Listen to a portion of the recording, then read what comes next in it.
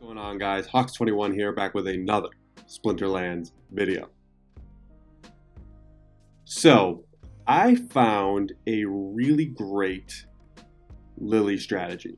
It was actually one of the ones that I hypothesized in my original Lily video. So if you missed that, go and watch it. I talked about a couple strategies that, without testing Lily, sort of, jumped into my mind that could potentially be viable. And here's one of them.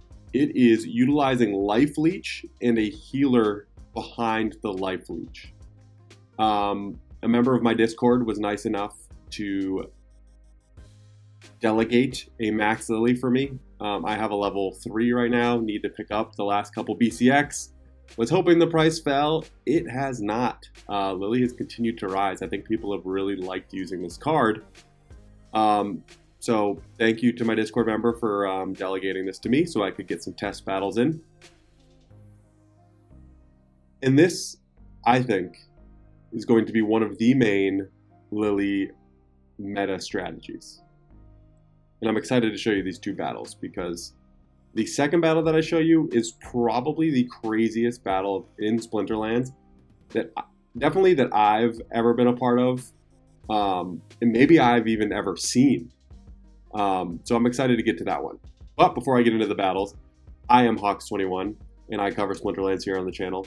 If you are into this amazing blockchain-based video game, if you like strategy-type content, if you like gameplay, you are in the right place. And if you have not yet subscribed to the channel, it would be awesome. I would greatly appreciate it if you could just take a quick second to hit that red button below the video.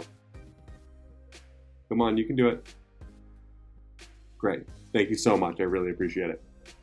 Okay, let's get into it. Just two battles. I've been trying some other things as well. This isn't the only strategy that I've tossed out there. And I'm sort of coming up with some other ones.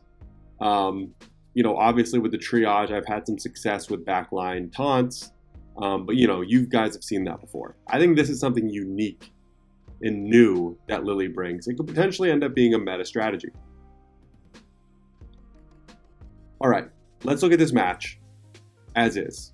So normally, what would happen here? The Angelic Mandarin would start by firing at the Torrent Fiend, eliminating the Torrent Fiend. Then the Deep Lurker would be free to, this would scavenge, would take out my heal. The next turn, these other damage dealers would be firing at Bakjira, which is great. But then the Deep Lurker with the opportunity would go after here. The next round it would go after here. And then all of a sudden, it'd be going after the Runemancer Kai, which is clearly my main card here. Look how little damage I'm doing. I've only brought 5 magic damage. And what do you know? They brought Bakjira and a silence. So actually, River Nymph's going to do 0 damage. Runemancer Kai can only do 2 damage. So I'm doing 3 damage to Bakjira in the front line. But that's the beauty of this strategy. It is not an offensive strategy.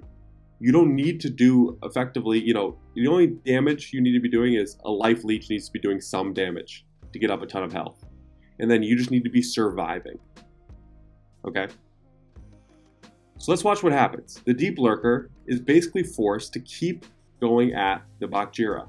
And the combination of the Bakjira's health, the Bakjira's healing, the cleanse to get rid of the poison, and then a second heal with the Albatross. So I showed you in that video, the Lily video, I was trying to buy a level 6 Albatross and it wasn't really going through. Well, it eventually went through, so I got it. And this strategy is exactly why I did that. And look, under 30 mana. This is kind of a mid-mana, lowish mana potential play here. So you can run this across a lot of different sets. You'll see the second battle I show, it's a bit of a higher mana match. All right, let's get into it. I'm only going to show you 2, mainly because these battles are really long, just based on the strategy. So I got the health a little wrong, but you get the gist. So Deep Lurker would now be attacking my backline monsters. I forgot about the strengthens and weakens and such. Eventually, I'm going to speed this up a lot just because I don't want this video to be super, super long and these go deep into fatigue. But when I do, I just want you to look at the Runemancer Kai's health. So, first big thing to point out, Deep Lurker right now would be attacking my backline, would it be attacking my healer, would then be coming here, then to my Runemancer Kai.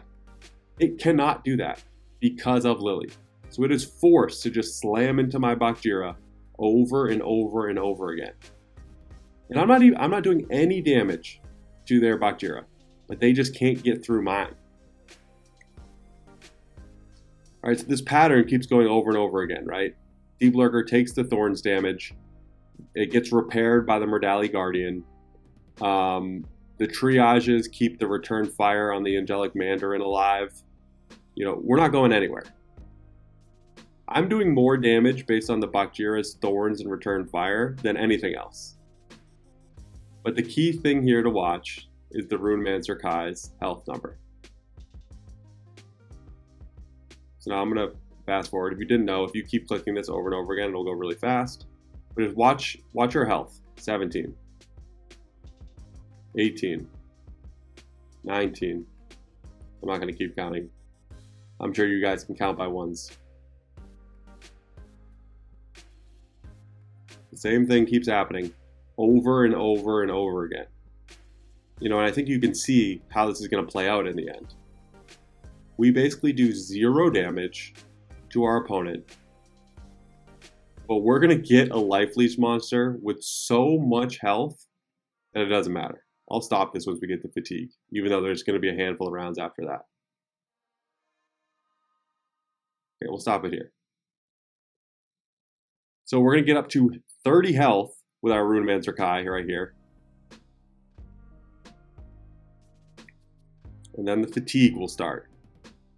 The other nice thing about Lily is, you know, it doesn't really matter here, but in some other matches, when there's some other key cards, when you get down to fatigue, that triage is very, very useful. So now it's actually an enrage rule set, which I forgot about. So look at how much damage the Deep Lurker can do.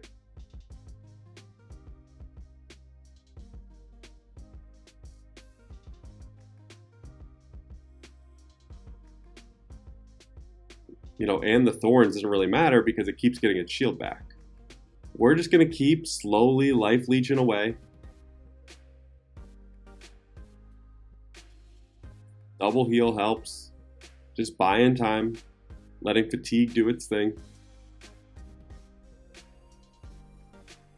You guys know I used to do those speed kitty plays where I would create cards that were impossible to hit and then just win in fatigue, right? Like different kitty plus Almo strategies. I used to run all the time. And you just sit there and sort of laugh, just knowing that your opponent can never hit Almo and you're going to win in fatigue. You get a similar type feeling when you pull this off with Lily. There's going to be some absolute cheese. So now we get some cards that start to get eliminated. My healer's gone.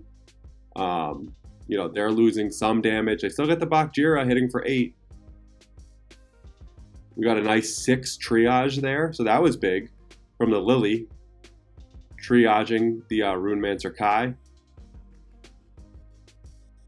So look, we're just down to 1 monster left. We'll get up to 32 health. And the fatigue just takes over, right? We have too much health.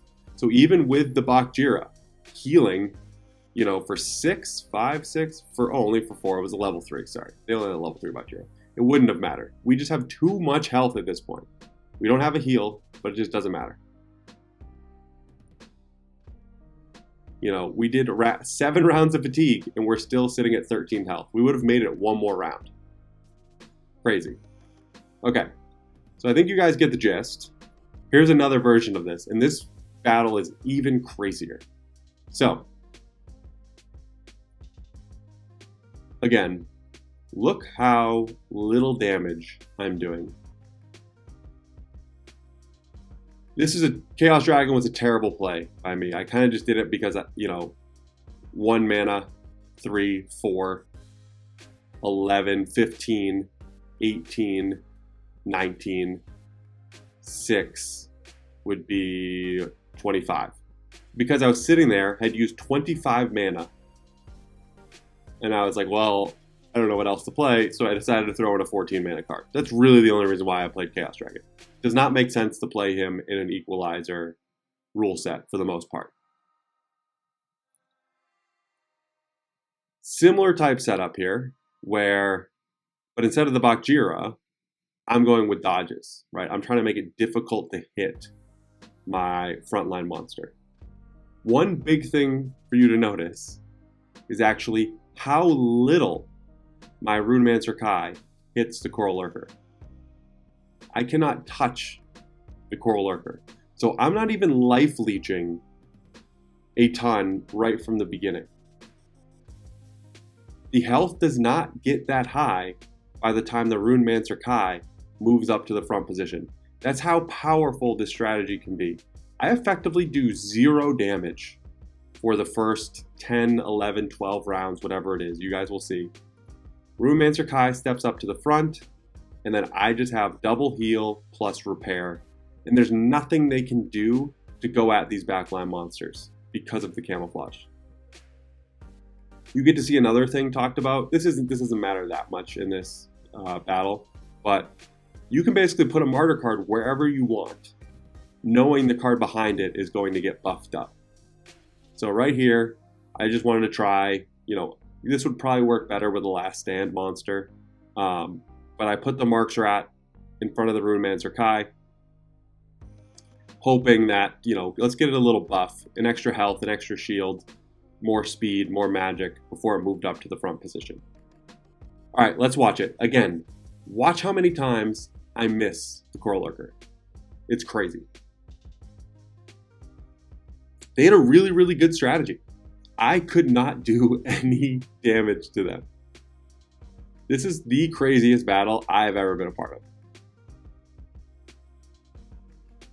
Now, I should say, as we sort of let the first couple rounds play through, there is an easy way to beat this strategy. Okay? It is very possible to beat this strategy. My success rate, I've probably tried something similar to this, I would say 6 or 7 times. And my success rate, if it's, I'm either like 4 for 6 or 5 for 7, something like that. So I've won more games than I've lost doing this. But the 2 games that I've lost, my opponent brings an affliction that lasts until the end, right? That's the easy way to beat this strategy. In that first battle I showed you, if my opponent had brought an affliction, I would have been in trouble, right? I wouldn't have been able to heal. Actually, I take that back. In the first battle, it wouldn't have mattered because I wasn't sitting up in the front healing. This battle, it would have mattered. If my opponent just had an affliction, they win this battle easily. So there is a counter. It's not like a strategy that can't be beat. But if you don't bring an affliction, you are going to have a very, very, very hard time getting through the Life Leech. So as you can see here, we haven't got up that much health, right? We started with 18 health. We've only hit once. So it's not like we're getting this huge leap here where we're going to be moving up to the front with tons of health. There we go. We hit it again. So we hit it twice thus far. We're in round 7. We've hit the Coral Lurker twice, which you're talking 40%. The blind is an extra 15, 55, and then 25 for the dodge would be 80% mischance. So it's not like I'm supposed to hit. It wasn't even bad luck really for me. But look, let's look at their team. I haven't done any damage to them. They just heal through all of it. I can barely even hit them. But what is happening is I'm staying alive long enough with the double heal, with the blind, with the repair, that we're getting closer to fatigue, which is really the big thing, is I have to get to fatigue. Ideally, with my Runemancer Kai having a ton of health. Didn't work out this way. I thought I was completely, I thought this was an easy loss for me at this point, right? I can't do anything. I'm going to let this one play out fully because it's pretty crazy. I'm just like, at some point, they're going to get through the Chaos Dragon. My Runemancer Kai just keeps missing. All of a sudden, the Marks Rat started to hit a couple times in a row. I mean, they were having some tough luck too here. But again, miss. And we have the Fury ability too, so those hits on the Coral Lurker get multiplied by 2. And finally at some point they are able to get through the Chaos Dragon. But we're already talking about round 13. And again, I remind you, I've only hit the Coral Lurker twice. I think it's here. Yeah. So they finally get through. And at this point, right, like I have done 0 damage to them. 0. I cannot hit the Coral Lurker. And now you're just like, okay, so you only picked up 4 health that entire time, and now you've done 0 damage to them. Not eliminate a monster. You've done Runemancer Kai moves to the front position, picks up that Martyr, which is nice. Moves to the front position, and I have done 0 damage. 0. And just look what happens.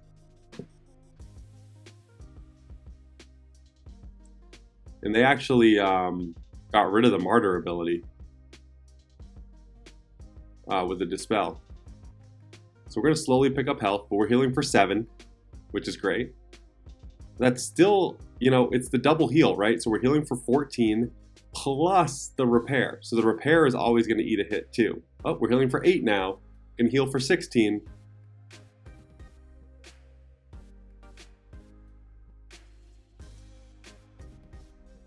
I would just be so frustrated if I was the opponent. And they just can't get through it. And they can't attack my healers in the back. Right? Look at the Runemancer Kai's health. Normally, the Deep Lurker would be going after these 2. They'd eliminate my support cards, my healers, and then they'd have no problem getting through the Runemancer Kai. Not with Lily's camouflage. The triage here is important too because it's going to get me a couple extra heals. Because every turn, we're taking fatigue damage in the back, and that triage is going to keep us alive. We still have a long way to go to start eliminating some of their monsters. But each turn, we're picking up another health. This battle's ridiculous. I effectively did 0 of my own damage to the opponent. It was all fatigue. I don't know if I've ever seen a battle like that.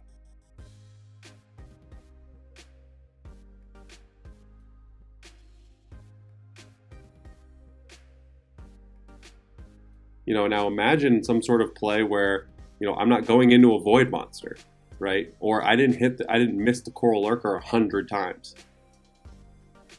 The Runemancer right now could easily have health in the 40s if it got lucky, or if, they put a different monster in the back. If they put Wave Brood, for example, and kept triaging Wave Brood, I wouldn't have got through Wave Brood, but I would have been picking up health that entire time. But still, fatigue just slowly whittling away.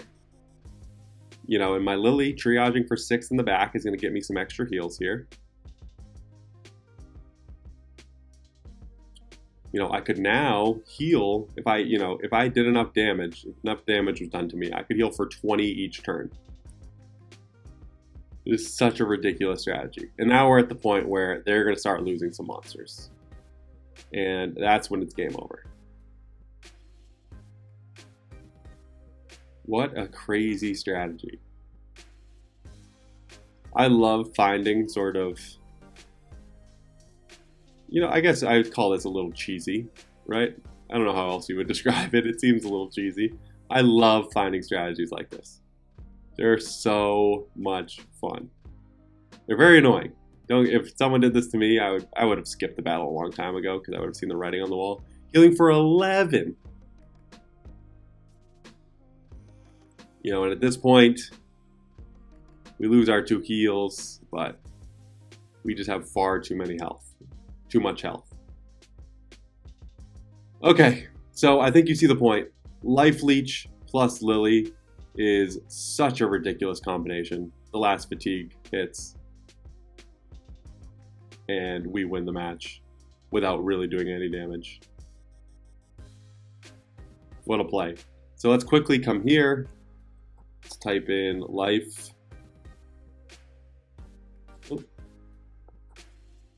Life Leech. What are we looking at here? So it looks like we got a decent amount of monsters. So that's the thing, right? In some of these, so in the first strategy, the Murdamp here with the archery would have been fine, right? Because it was just I had more health at the end via fatigue, so it wouldn't have been a big deal. But in that last one, the Rumancer Kai got all of its health for the most part while in the first position. So Murdamp here would have been a bad play there. Stitch Leech is going to be an interesting one. You could do Stitch Leech plus like Truth Speaker in a very lowish mana match. You could do in the 20s, right? My first one I think was 29. And you know, this attack is 4. So it can hit pretty hard too. Got some archery. Full of the Radiant would be a little interesting too. I probably wouldn't do it with the Spirit Grog, sorry. Just because it starts with the 1 health. You have a long way to go. Ancient Lich, they don't really have like a healer type thing that you would need. So not quite. And then Runemancer and Black Dragon I think would both be pretty good plays too. So yeah, here's some Life Leech options. If you want to try the strategy out, get Lily, get a Life Leech. I've done it with Stitch Leech a couple times. The battles weren't that great, which is why I didn't show you. We sort of won before the Life Leech stuff would have mattered, whereas in those two, it was Lily plus Life Leech that got me the win. Okay, I'm going to stop it there. New potential meta strategy with Lily. If you're interested in learning about these types of strategies as they pop up, I share them all the time on my YouTube channel. You've come to the right spot. You know, it'd be awesome if you could like this video and then subscribe and join our awesome community. All right, I'm gonna stop it there. Hope you guys enjoy. Let me know what you think about Lily. I'm really liking it thus far. I had it ranked as my number 2 Chaos Legion summoner, and maybe that's too low. Gonna need to play some more matches to figure that out. But I'm gonna leave it here. Have a great day, and I will talk to you guys soon.